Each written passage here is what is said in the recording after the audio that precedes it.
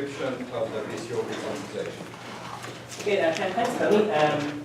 Maybe before I start, a public service announcement. So, if anybody's applying for jobs, postdoc jobs, please apply to the Academic Institute, because we have some pretty good postdocs. You might not be aware of this. Okay, so last time we just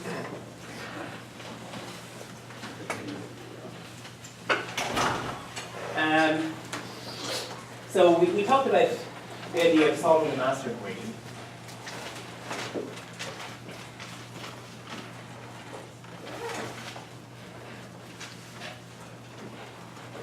And we want to have functions on surface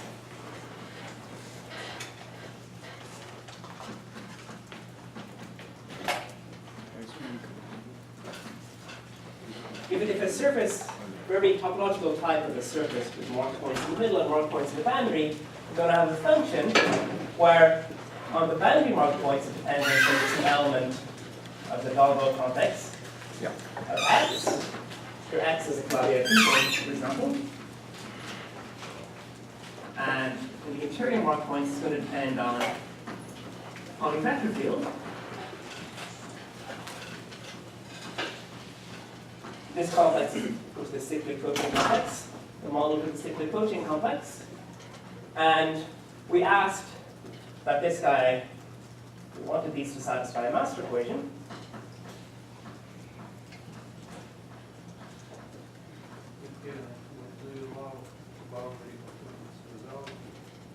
No, we have at least one mark point in every boundary component.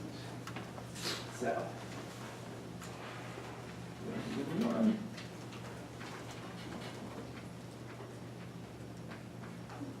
and each boundary, and this means in terms of gauge theory, it means that instead of doing homofriction Simons theory for GLN, we're doing homofriction Simons for the supergroup, N/N. Because once we put them on the supergroup, anything with no mark points goes to 0. So we want this to satisfy a master equation.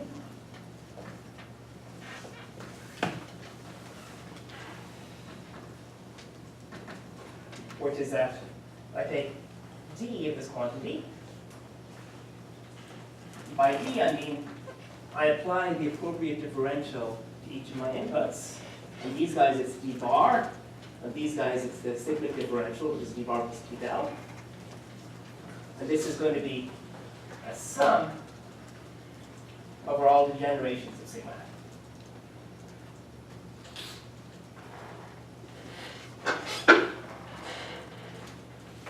So here I'll just write some representative terms. For example,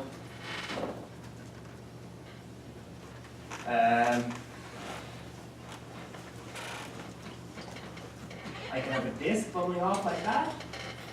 And there I put the heat kernel, where O indicates the open string sector.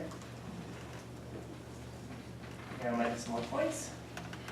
Another term I might have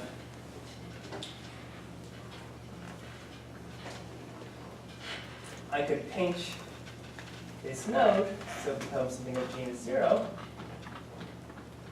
And then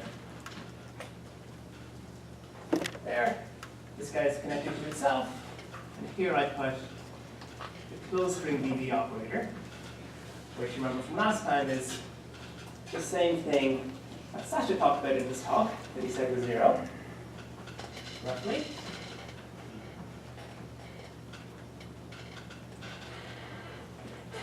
So I take the heat kernel, the Pauli vector fields of x squared, and I apply the del operator on one side. And of course, there's a bunch of other terms, just all possible degenerations. So, in terms of Floer theory, the terms in this sum correspond to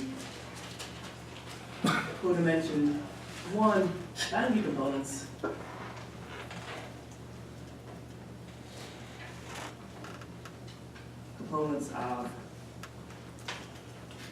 of an appropriate moduli of curves where we do a real blow up. So we don't, normally in the doing upward classification, nodes are codimension 2, but we want them to be codimension 1. So we do a real blow up when we have a node in the interior.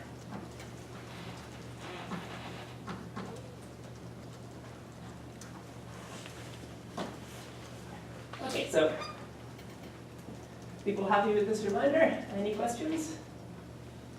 Yes. Is that actually a modularized space or something you can describe? Curves with a metric on the boundaries? No, the real blow up. Oh, yeah. So when we have the real blow up, what it means is that we have a node and we have an isomorphism of circle bundles between the tangent vector circle bundle on one side and the circle bundle on the other side. So it's a first order, it's kind of infinitesimal data of a smooth. So it's actually the solution to some modular. Yeah, this was described in some paper of Kimura and Voronov. Basically, Is there any reason that you need to do this blow up? Why you don't do this experiment? yes, the reason is the reason we need this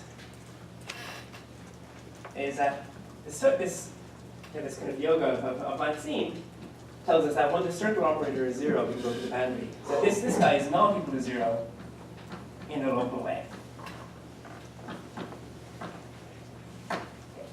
So there's a homotopy which makes it local, but that homotopy is given by something very far away from the diagonal.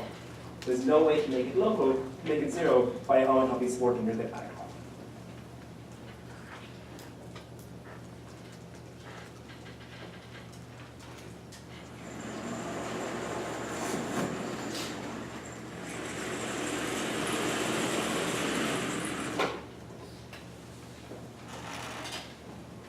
So today, what I want to prove is that we can construct these guys solving this equation on flat space. So before I state the theorem, I should tell you what we're going to do some inductive process. So I have to tell you what the initial data. Initial data of the construction.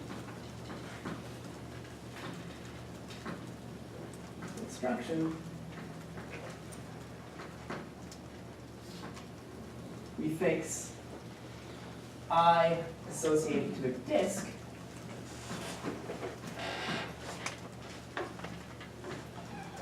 L, this,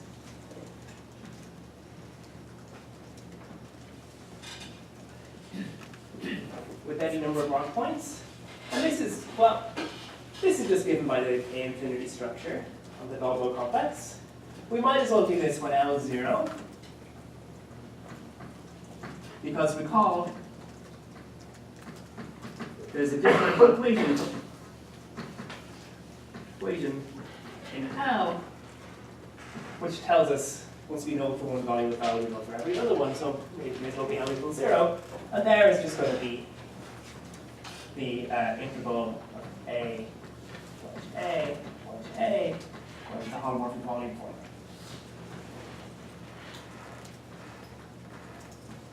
Okay, just the holomorphic Chern-Simons interaction. And the second thing we fix, I have a disk with one interior mark point.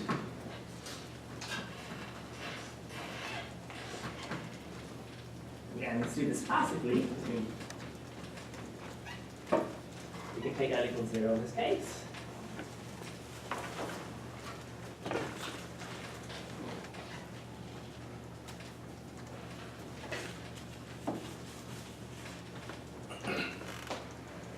So what is this functional? Well, this guy is in polyvector fields, which is cyclic cochains. So we use the Hochschild custom logical theorem to view this guy as a cyclic cochain, and then it's a function of what we put on the outside. So eta, the vector fields x, which is equivalent cyclic cochains. What if you want the local version of cyclic cochains?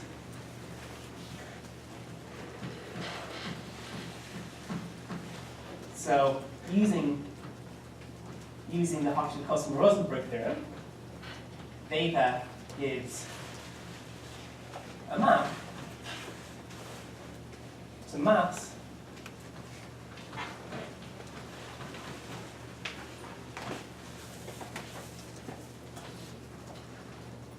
which are cyclically invariant. Therefore, that's how we construct this guy. Make sense?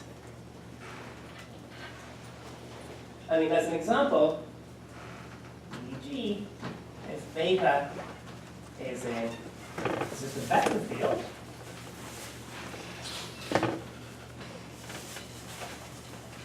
then we get the functional, say, let's call it v, beta equals v, the integral x of a wedge the lead derivative of v a. If beta was a bivector, we would get something, well, a bivector is a Poisson bracket, and we get something cubic in A. So this term, for example, this is what you would find if I vary the homomorphic term Simon's action by a Beltrami differential or Beltrami matrix.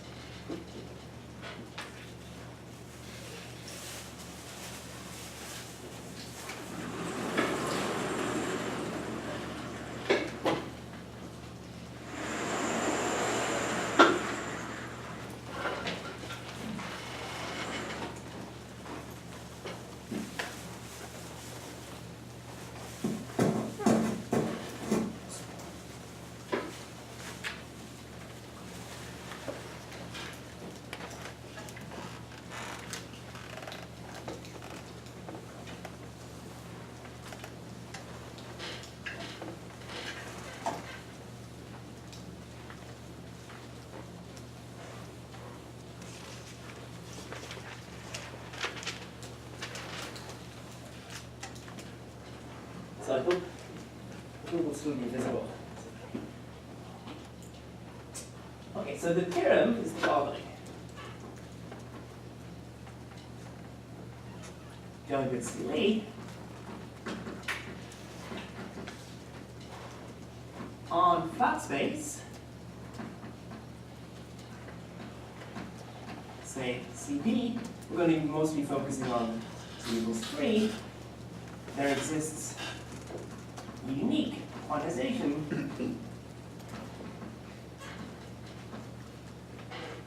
once we fix this in the data.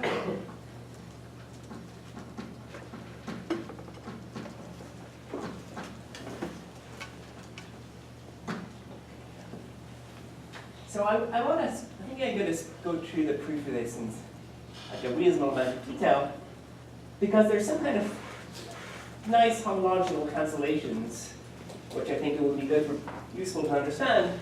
I think they might have an analog in the A model.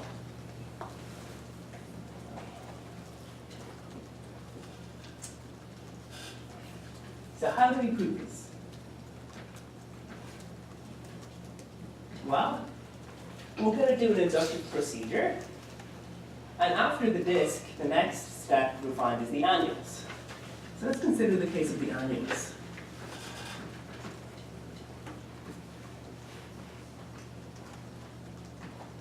What we want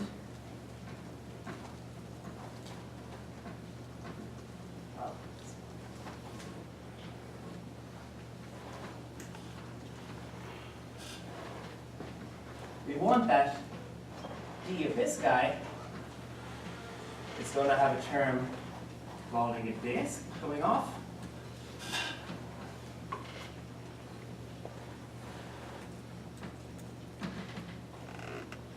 Some more goes there. Plus a term where this annulus degenerates into a disk.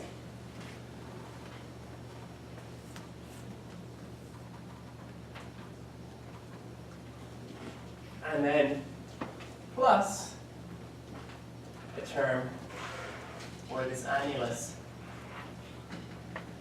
degenerates into something else.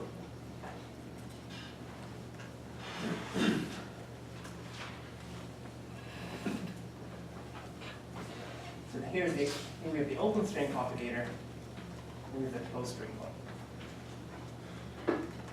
Okay. This is the equation we want. These are the three boundary terms. So for the moment, so let's put this one in brackets for now. And let's not consider this guy for the moment.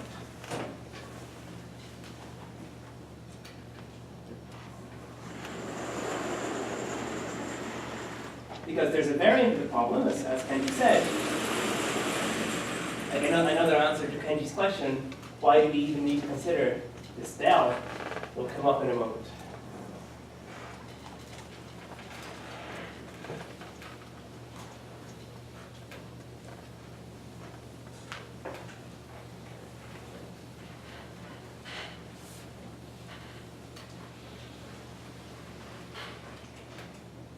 So if we just consider the first two terms, only the open string terms,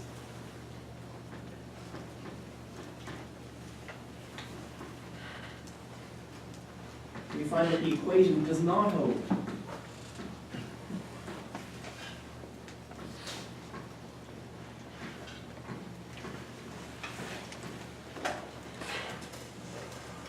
And it cannot be made to hold that there's a cohortative obstruction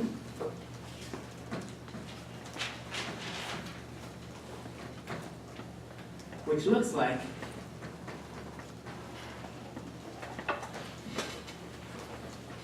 the functional which sends an element here. I'm going to write it in terms of C3, which takes a field of all over Chern-Simons and sends it to the X, trace A del A, trace del A squared, plus trace A del A squared, trace del.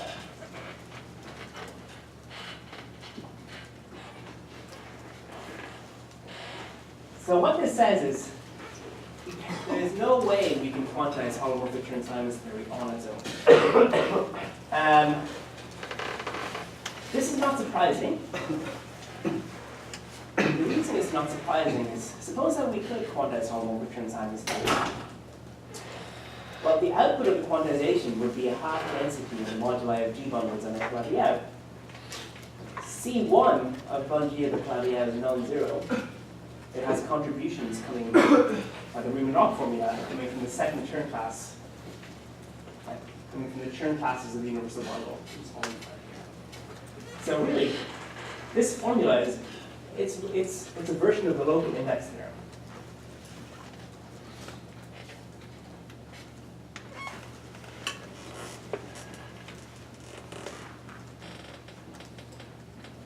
For the first Chern class.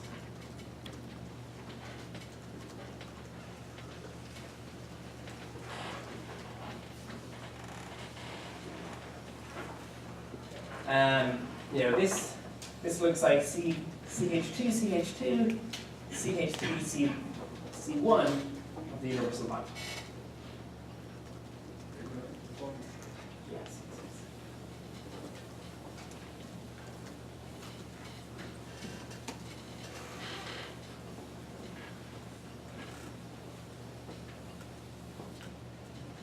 It's C1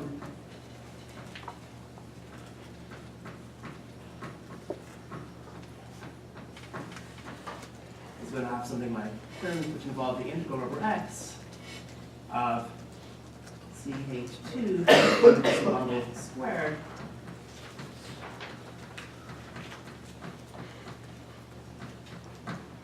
where V is universal.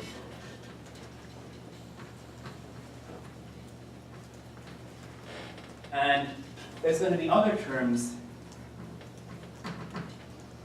involving the Chern classes of x. Say the Todd class of x. But these are zero in Plot space.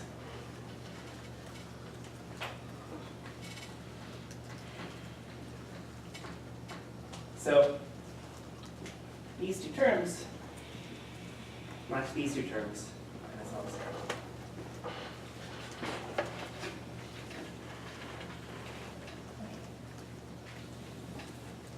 But then, some kind of miracle happens. Miracle. If we look at this quantity,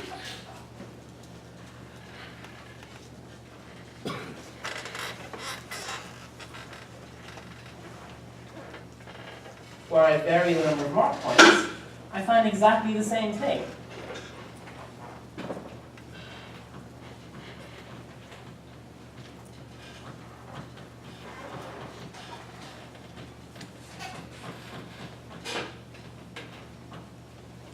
So it's the same thing we get to sign.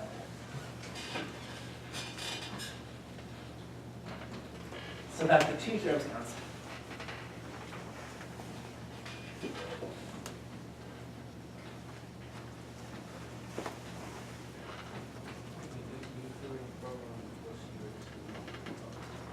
Pardon? No, everything is local on X. It's kind of local for an heat kernel. You worried about this kind of thing? Yeah. I see what you're saying. This is if X is compact, but you're going to have this kind of formula. But if X is not compact, there's still some kind of local index thing you can kind of tell, which is what this obstruction we reference over local index. Well, this expression is not local on X, but I mean, you can write the index in a local way for the heat kernel. The obstruction quantization is exactly that.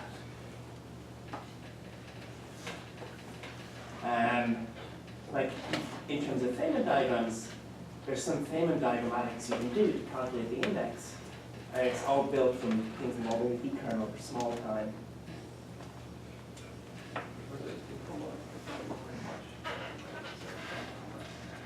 Oh, there's an integration by parts. Sorry, one of parts. Oh, so this is kind of cool and surprising, but Alright, so what cancels was the part in yellow? exactly the part once I include the part, I bracket it out. It's just 0. Could you say again why it wasn't included from the beginning or what? Okay, so you might try to quantize holomorphic sinus theory on its own. And if you try to quantize holomorphic sinus theory on its own, you'd want this equation to hold without the stuff in yellow. But you find that you can't. You're forced to introduce the closed string theory in order to cancel this anomaly.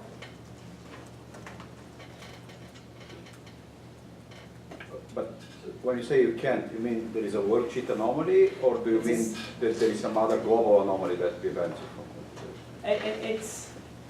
We're not thinking, we're doing in strict string field theory, everything's on space-time, but there's an anomaly for the gauge theory on space-time. Oh, I see. And this is the anomaly here. But this anomaly cancels with some other anomaly coming from the closed string sector. So here you're this kind of the one in yellow you're regarding as a four-dimensional one boundary the angles. Exactly. But that's why this delta here is because that's the. Great. I'm just thinking of yesterday's conversation. At the end of the day, you're saying you can't get away with it. Exactly.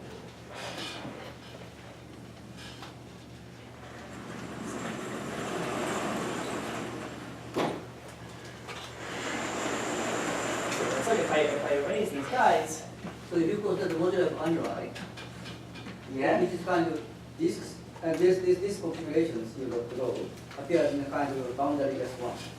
And the other configuration is something like in the middle. It's something like high diffusion thing. exactly. Yes. So it might be that it's something you integrate in a kind of singular at this modular point.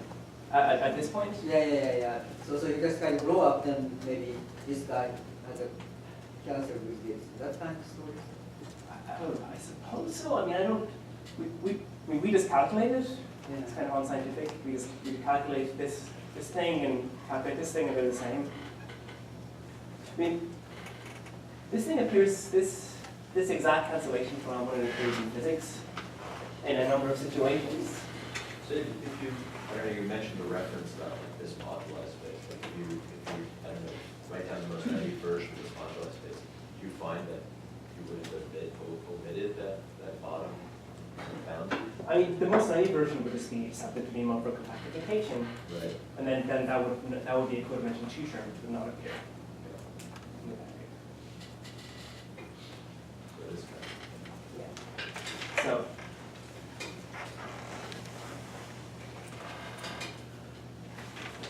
This is known as lots and only cancellation.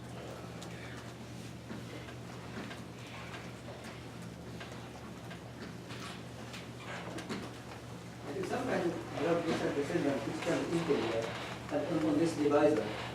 It's something non-trivial. I think something called a string relation. Related, this chunk class is kind of supported on this divisor. That might be some part. Yeah, I think what you're saying, but Yeah, and so. yeah. Wait, does this question for A model experts? Does anything like this happen in the A model? Yes. I mean, that you're forced to have this to cancel this. I mean, if you do this, for example, in the map setting, where the circle action is not trivial, then that thing is a boundary. Yes. You know, when you work with the target is close to the manifold, then the circle action is trivial, and so you can make it a codimension to thing by killing the circle action and Yes. saying that it goes to quantum cohomology. Yes. So I suppose here, if we want to come back to that, we can kill that thing, but in a very non-local way by trivializing circle action. But for one to work locally, we cannot speak the same kind of thing. You put this on this integer mark points. You put this element of cyclic homology. And you can usually, if you just do it open closed theory in a model side, you can just put it ambient homology class. And then you can identify ambient homology classes with this cyclic homology. Then the cyclic homology level probably this trivialization of this one action is not so much visible. Yes. If you just put this element of ambient homology classes, it is obviously Yes. trivial. Yes. So you just do that way, that doesn't happen. Yes. So the cyclic homology, you need some artificially trivialized this function, probably that's related to Yes, this. and there is no trivialization in the back category. Right. Because it's like, so you get some practical homology with it on. I mean, loop-based homology is what's the generation is wrong. So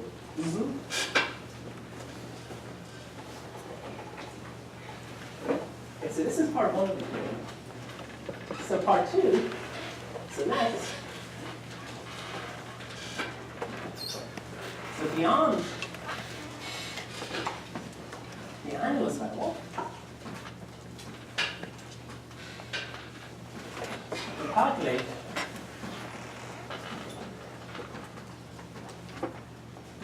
obstruction deformation groups, and we find that they are zero.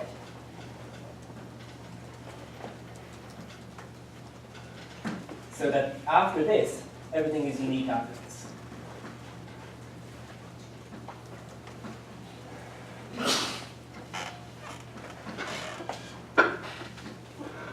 So by the look of it, this seems like it's another way of constructing the closed string sector from the open string sector by some kind of cancellation of things you can do.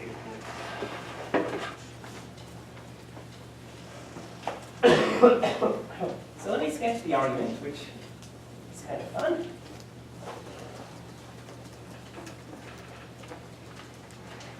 So we'll do an induction on G, H, and N, the genus and the poles and the report points. So the first step,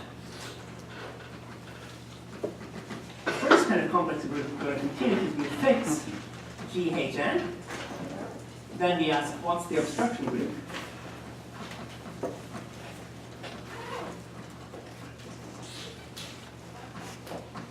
We draw you a picture. So we have a surface.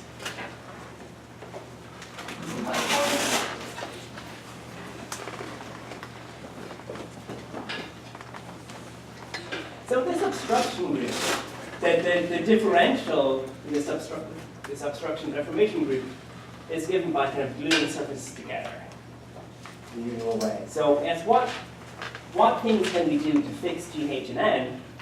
It's the only term in the differential which fixes GH and N is you glue on a disk. Like this.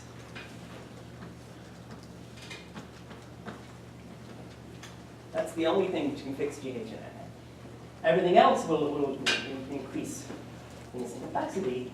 And if you're familiar with the story, you'll realize what this does is, on each hole we have a cyclic tensor of elements of the Dolbeault complex. This differential just introduces the differential on the cyclic chain complex. So after doing this, this means at each hole, we can take our input to be in cyclic homology. H the number of what?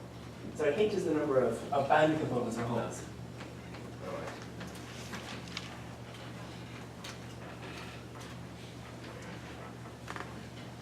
This is the number of interior molecules.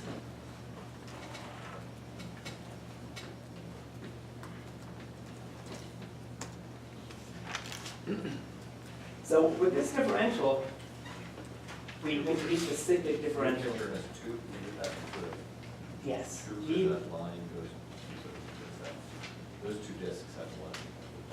yeah, this is a disk, this is a circle, this is a circle.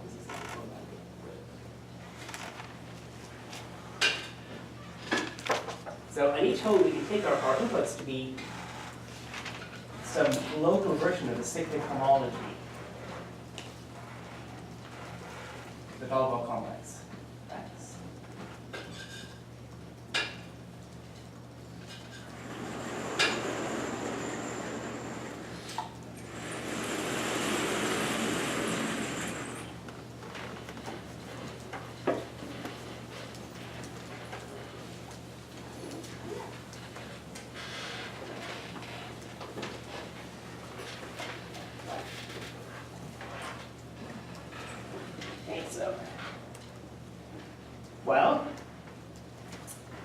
So now we can use the HKR theorem.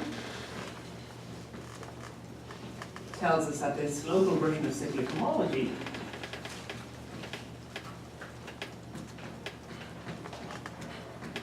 is just equivalent to the Durand complex of X inverse with the differential d forms.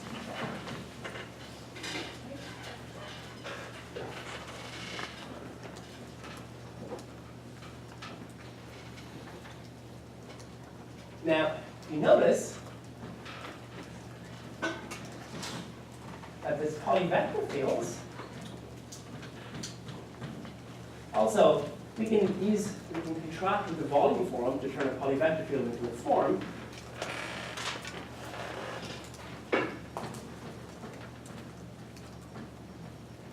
And again, the differential is d bar plus t del.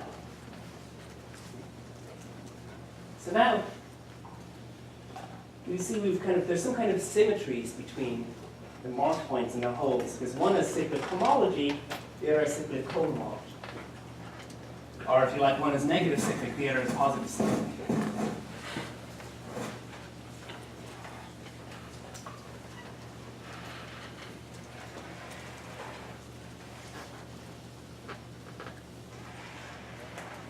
So what does this tell us? So it tells us our obstruction deformation complex, after passing to this term in the spectral sequence,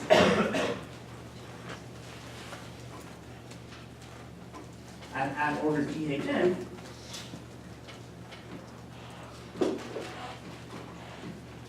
is described by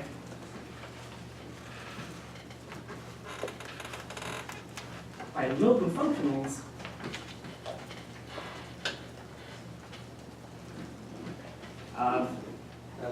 this time I was cavalier with the shifts, but this time I'll try to get the shifts right.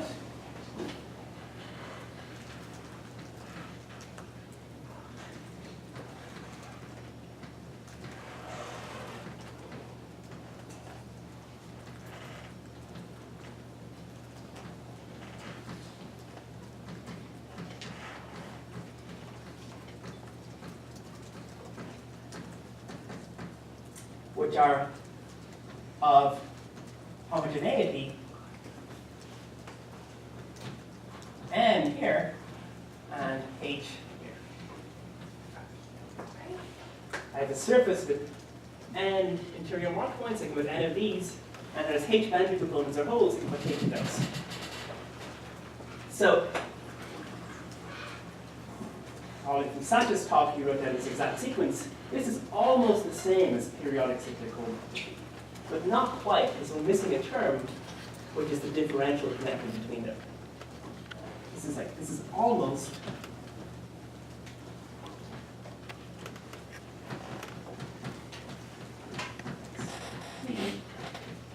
minus 1 differential E bar plus T del, but we're missing the operator T del going from T inverse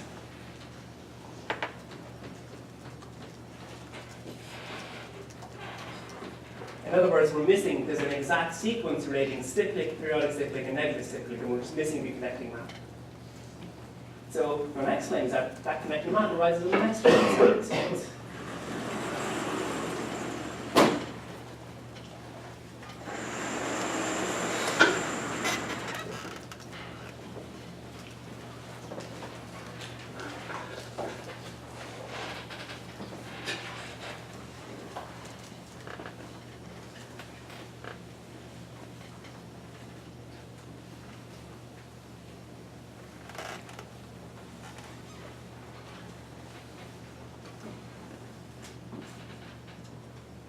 So this is the next term of the spectral sequence, where there are computing our obstruction information groups. We'll fix G and the sum H plus N. So let's think about what differentials we can have here. So for example, I can have a surface, let's say with 2 mark points, and I can glue on this disk with a mark point in the middle. I can glue that on there, and that becomes a surface with 1 mark point and 1 hole. And then I can glue on a disk there. That becomes a surface with 2 holes. So this term of the spectral sequence, there's a differential which converts a closed guy into an open guy. Well, ask, what does this do? The claim that this differential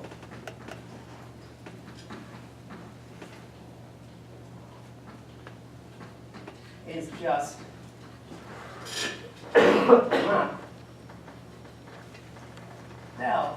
del from the negative cyclic homology to cyclic homology.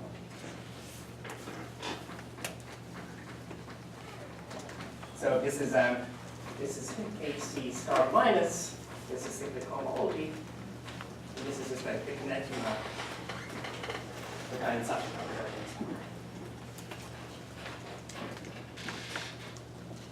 Why is that? The reason is, if you remember, when we glue these guys together, there was always a circle rotation. That's why. Okay, now we found things are vastly simplified. So before we had something, this homology was huge because we had functional dependence, we got homomorphic functions.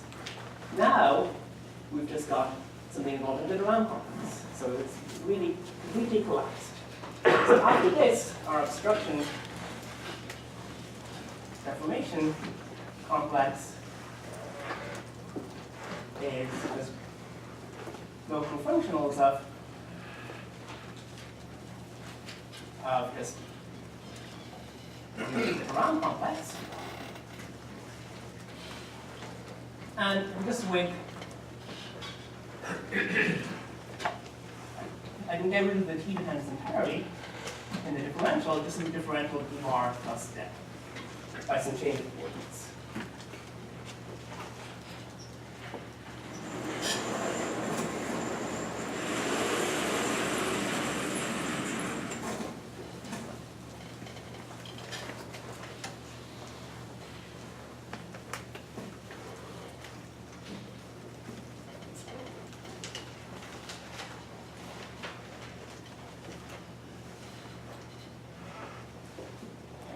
Okay, now we're nearly done. Our obstruction deformation complex is this really small thing. We're going to look at functions of this. Because they're local functions, they're supported on that diagonal. So that's just going to be a copy of the cohomology of X. So that our obstruction deformation groups are something like the cohomology of X with coefficients in a symmetric algebra on space over on series with some shift, which okay. Now, this is pretty good, but I wanted to say that the obstruction deformation group was 0. Well, this is not quite 0. It's still pretty big. But there's a final step in which we'll use some symmetry. So let's assume that X, the case we're interested in, is X is C3. And there's a C star action, scale C3, scales the volume form, and you expect that the contributions from a surface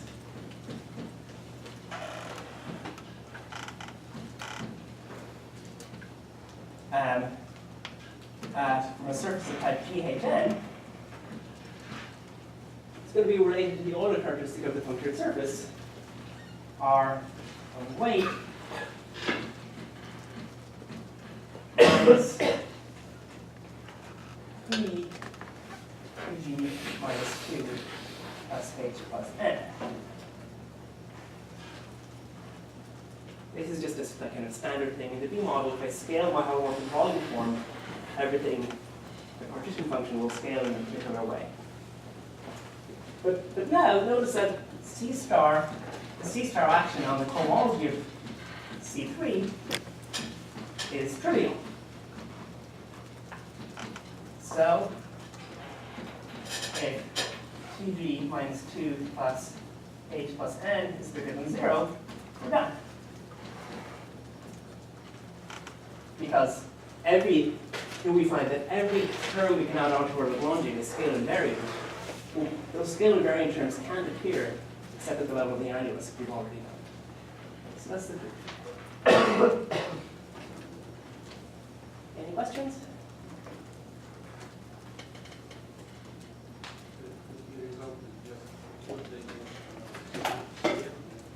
Well,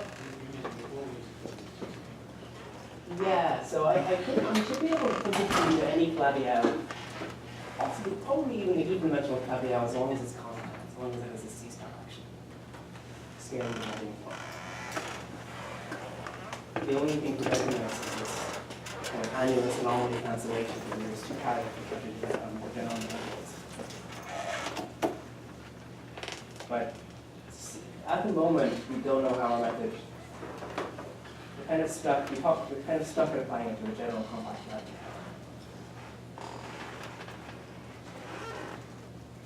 It's still kind of interesting. We could, we can do it in varieties. When we see star to the end, my descent. All we can do is say something like K3 plus a little curve. Oh no, no. Yeah, just yeah. But this really seems to be a fundamental restriction of the method.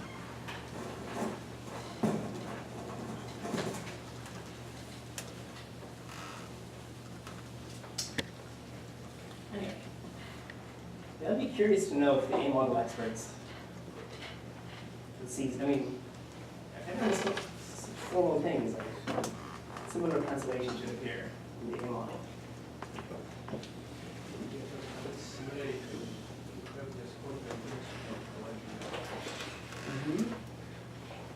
I would have been happier if you proved that uniqueness first for C star Q. What's that? I would have been happier if you proved uniqueness for C star Q first. Instead of Because that's a C3. simple model. It's on the syntactic side. Then Yeah. C3 is hard.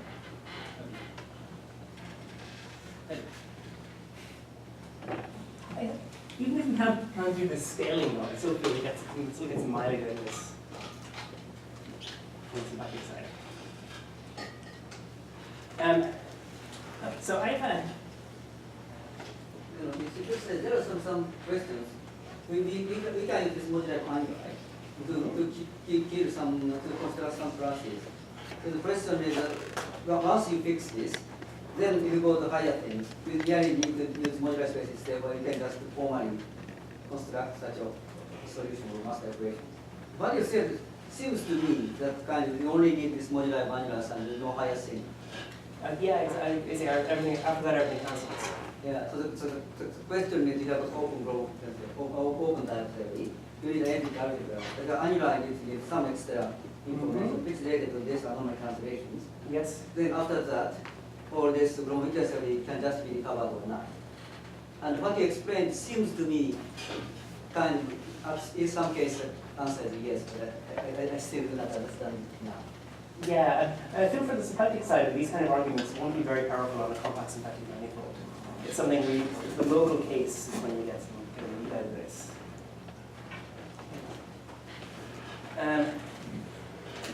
So I wanted to say a few more things.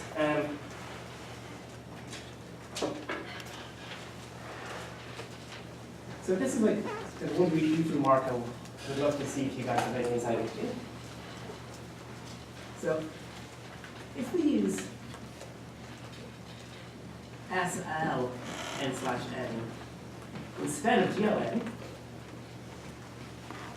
GL n/n. So what does this mean? Well, in SLN, if I take the trace of something as 0, so I need to have at least 2 more points on each boundary. Is that right?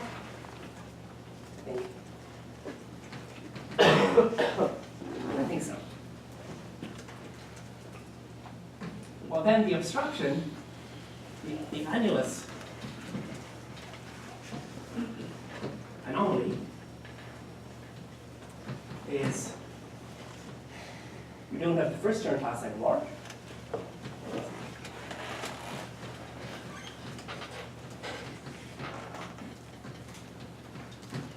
So I don't have the other term involving trace A, trace delta cubed. So to cancel this, we need to change what happens on the closed string side. Change closed string theory.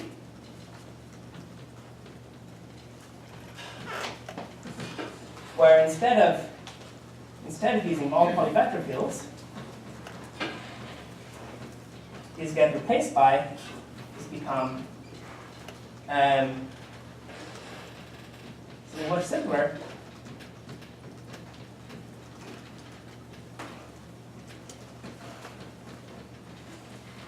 Just the complex of vector fields is really the complex of divergence-free vector fields, homomorphic vector fields.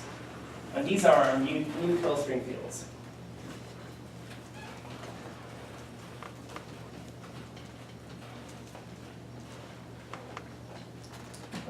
So the story works in this setting.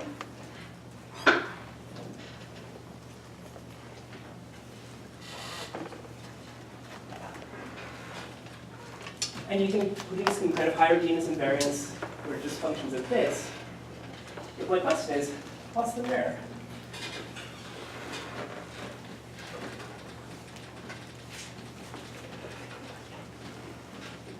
So we call this theory 1-0 BCOV theory, because it's related to some systematic things. And the mirror, well, you would expect that the mirror is something where you don't have all cohomology, you only have 1-1 terms. Right? What do you mean by 1, 0? Why 1, 0? So it's the one, the rate of the 1, 0 supersymmetry on the complex dimensions. So it is supersymmetry. It's going Yes, from 1, 1 to 1. Exactly. I think there's like a tensor multiplied in 6 dimensions, and I twisted that becomes this. It's an extremely picture.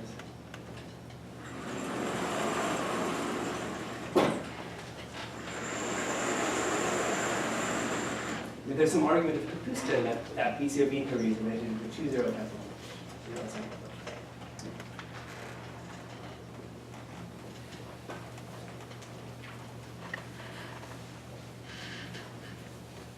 In the last few minutes, I'd love if you guys can answer this question, because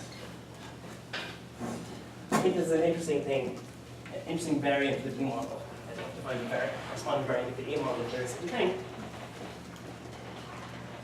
But in the last few minutes, I wanted to say briefly kind of fantasy about, well, here on the B model, we find that the invariants are somehow local.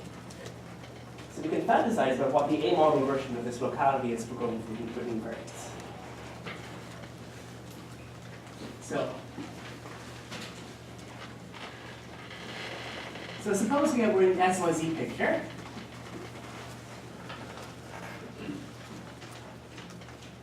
And SYZ vibrations. Well, how do we encode the B model invariants?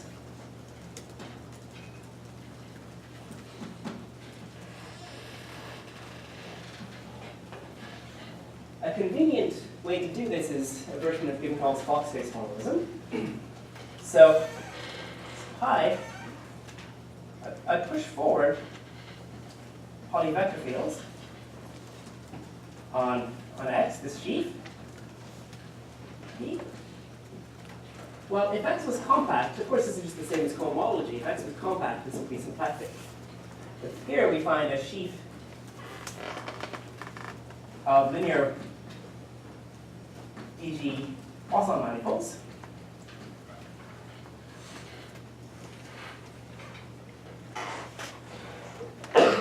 So I can form, take functions in this guy with some deformation.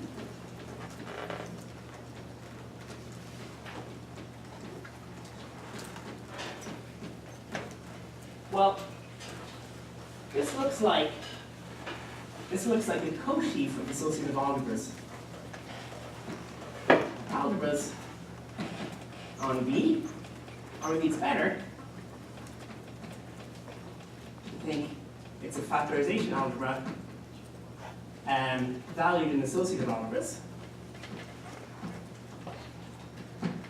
Associative algebras or a factorization algebra on B cross R. So what is this? If you think about this, suppose we're in dimension 3. Suppose dimension of the base is equal to 3, and this is roughly speaking an E4 algebra.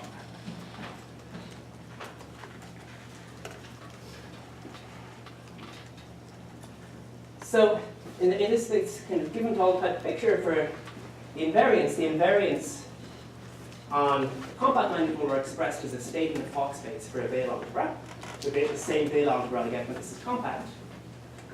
But this Fock space also localizes. We can construct a Fock module. And this is going to be some kind of functions. We're going to call this kind of A sub x. Fock sub x. Functions in the positive part.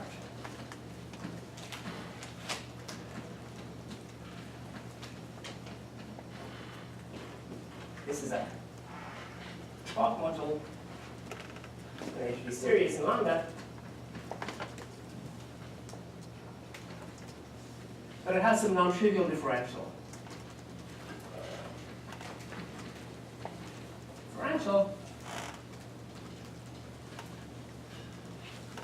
Coming from the BCOV theory gives us some non-trivial differential on this. And f of x is a factorization algebra in f of x modules. So in the EN picture, so roughly f of x is roughly E3, a of x is E4, and we have a map of E4 onto this, a of x to the center of f of x. Why roughly? Roughly because if this was flat space, that would be fine, but you worry about singularities. You may get some kind of, the algebra will change, and if it was a torus, there might be some monodromy as well. But in flat space, there's no roughly.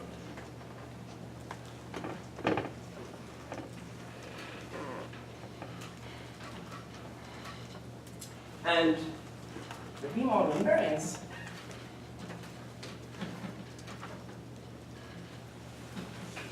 can be by a map of AX modules from this guy to Fox space. Okay. Now, when I globalize this, I get the actual thing in the compact line. And then, such that if I take the chiral homology of place, A of x, this is going to be a Veil algebra built from the cohomology of x.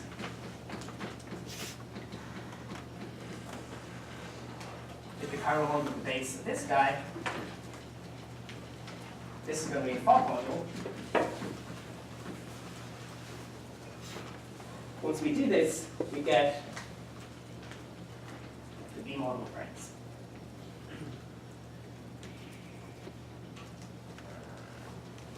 So this is the kind of thing we didn't expect to happen.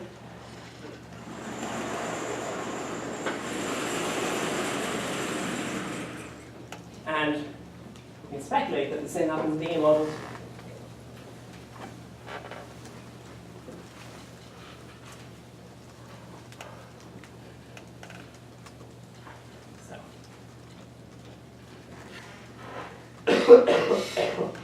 On the A model, I can have my view vibration. I can take the Veil algebra, so kind of Veil algebra quantization of functions on push forward, and just say just the conference sheet now. This can be thought of as being done from periodic symplectic homology fibers. The Fock module should be built from functions on symplectic homology, and the inverse interview is S1 invariant with some non-trivial differential. What was that? The lambda is the quantization parameter against the genus of the curve. And the differential should have a term, E should have terms like this, plus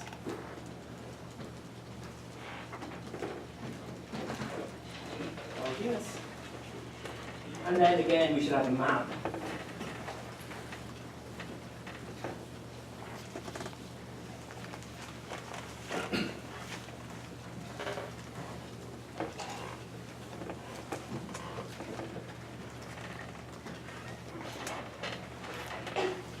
Map like this. Map of AX dual module factorization of this. And again, I'm taking chiral homology to become given calls going. Okay.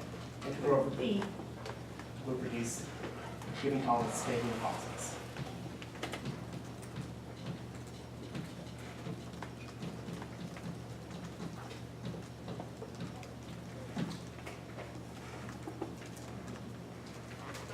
Can I please leave the chair, Tony? Yeah, One more minute? sure. Did I start at 12:30? It's 12:30, but you take that one. Okay, well, one more minute. So we have some kind of understanding of how this happens in the case of the elliptic curve. S1, or more locally, the local version of C star to or. In this case, we do the V model. And this algebra, well, it's going to be a factorization algebra in OR, so it's just an algebra. What it is, it's the universal boundary algebra of affine GL1, as there's some kind of symmetric algebra.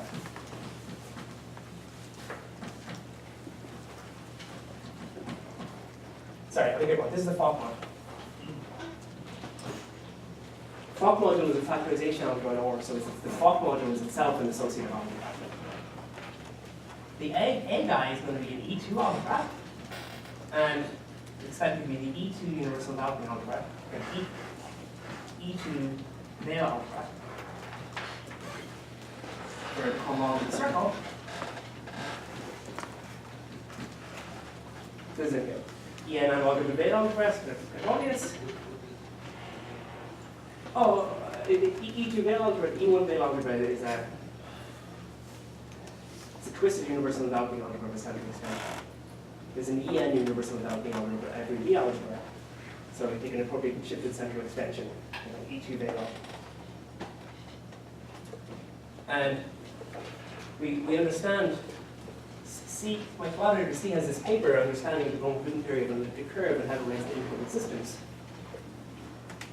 This map is going to be related to the W1 plus infinity operators, which aim inside this universal development. Like in this paper of C, and also in the paper of Pande, they construct the Bloom theory of the elliptic curve by local things with the vertex on the curve.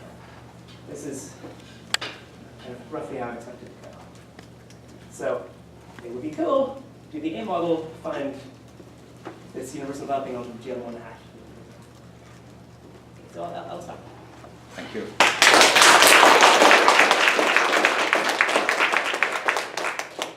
Questions?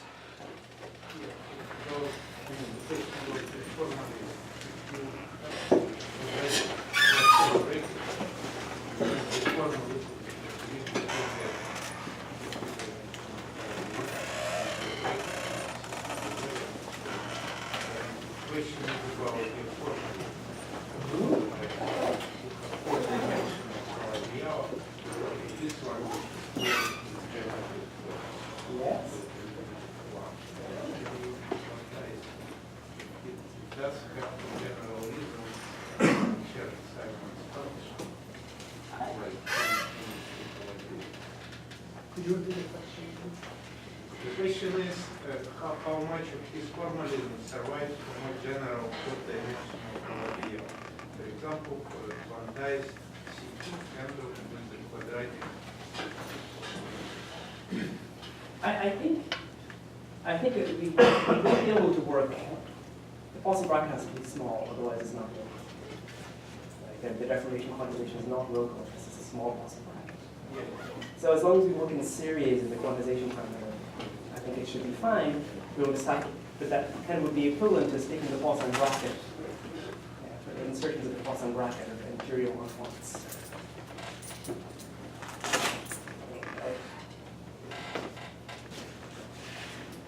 I haven't thought of it before, but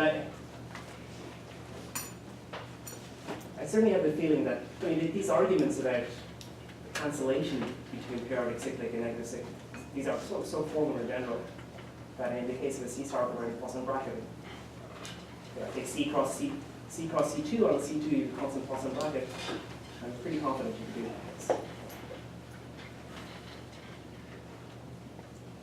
This Fock space module, does it depend, so when you wrote down this picture, X and X check over B, was B the full moduli space of B and A model coabials, or was it just a one parameter family? Or? I was being totally cryptic. B was meant to be an SYZ base. This was supposed to be a fibration. Oh, I see. So it was a choice of a cast. Yes. So I see. So this is just really the real integrable systems that are dual. I suppose so. I mean, certainly on the B model, we don't need this. Everything's local. Right. But for the A model, you need to get this Fock space from somewhere. So are you saying that the choice of the SYZ vibration is going to give you the Fock space? No, the choice of, the Fock space exists in the compact guy, but to kind of localize it. Right. This model, this sheet. Exactly. Yeah. We need an SYZ vibration. It's because you wouldn't expect that the A model is is local under arbitrary open sets, Right. but maybe under the topology of the base it should be local. No, I don't think so. The point is that you have each fibers. Uh-huh. It is something like a tolai, and this when we was homology, something like a static homology. Yes. Then you have this family of these things, but there is a word crossing. So it's a kind of trivial family. I mean, in the case of this elliptic curve, or sister to the power n, there is no curvature. It means that you have just a kind of same flat state. Yes. But the kind of, in the Calabial case, you have singular fibers and you have word crossings. This means that this family of this S1 equivariant homology, you have both one, you have some word crossings. And this word crossings is a kind of, what is this Rohit invariance on tree. And so if you go to the B model side, and there is something similar happens. Yes, I mean, so this is why it won't be in E. If you do the B model side, it won't be in E3 algebra anymore.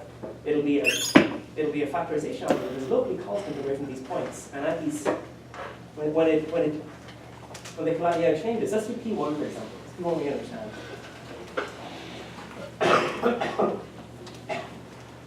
P1, here we're going to find some kind of universal value of GL1 hat, and at each end you're going to find a module for it. The basic module. I mean, there's this paper about Kunkov and Andre Panda understanding the Goldman theory of P1 in terms of vertex on. Probably P1 there is, because P1 the curvature. So it means that you have a complex structure. And if you consider just this kind of affine manifold with torus boundaries, you have some kind of semi-flat matrix. And if you have semi-flat complex structures, and then you get this kind of no word crossing families. But then this effect of this complex structures, kind of, all the connect matrix is some kind of curvature. And this effect should be equal to the effect of the word crossing. So that I think is the main part of the story of the mirror symmetry. And so my impression is you just see this kind of two schemes. There are some twisting of the schemes. No, but the factorization algebra structure will capture exactly the curvature effect, right? I mean, at least it will, certainly it will depend on it. Yes, I mean. Not clear whether it recovers it or not. I mean, the curvature effect seems to be like you're building the B model from the concept of disks, right? And I know I don't even have a very big understanding of the story. But I mean, for each fiber, so you just see each fiber. That's something the curvature effect that's not visible. But if you look at the C's, probably you have some twisting because the metric and complex structure is not that important. And then this twisting is something like I think the momentum complex structure lies on this B side. And A side, this effect is exactly this word crossings. So there is, but this word crossing is something not local. You cannot see local. I see. So you're saying I'm kind of on the B model. I know the picture should be too correct, but I'm too naive in saying that the fog space should just be built in the fibers, and it should be something more complicated. That's just how this program. Maybe the language is good enough to capture something, but to see what is actually twisted. So the twisting in A side comes from a curve. I mean, I think one solution to this problem is to just interpret his suggestion that you take the symplectic homology of the inverse image, and not actually take it to mean that you take the symplectic homology of the inverse image. Rather, you take the symplectic homology of the inverse image corrected by the count of all holomorphic disks which might exist in the whole space. And now what's going to happen is locally, in the Calabi case, this correction will be trivial. You will get the same vector space in the Calabi case. But if you have two charts and you go from one to the other, the gluing between them will not be the naive one of just take, say, symplectic homology of this domain inside the other one, but it will be corrected by the count of muscle I see. these walls. I think that. Yeah, that's what One short gotcha. Okay. I mean, I was worried about this. I don't know anything about the A model. I assume that's what you had meant, but. Well, I don't know anything about wall crossings. Okay. Should have said I didn't understand. More questions? Well, let's thank Irina. All right, one more talk at 2 o'clock.